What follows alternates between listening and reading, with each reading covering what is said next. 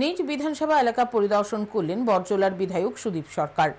বৃহস্পতিবার তিনি চানমারির রেশন টিলা, কার্গিল টিলা ও চৌহান বস্তি এলাকা পরিদর্শনে যান। সেখানকার লোকজনের সঙ্গে কথা বলেন। এলাকার মানুষের তাদের সমস্যার কথা তুলে ধরে বিধায়কের কাছে।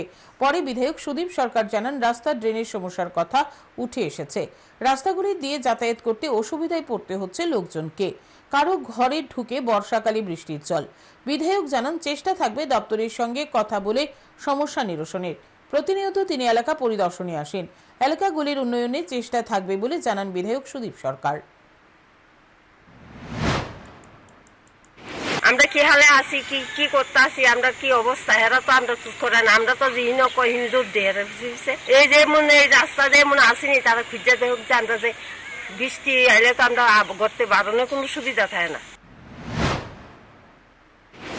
আমি আগামী দিনও আমার যে এলাকার মধ্যে যে পরিদর্শন এবং এই এলাকার উন্নয়নের জন্য আমার চেষ্টা থাকবে। আমি প্রশাসনের কাছে এবং গভর্নমেন্টের কাছে আমি দাবি রাখবো যাতে অতি সত্বর তার ইনিশিয়েটিভ নিয়ে আমাকে সহযোগিতা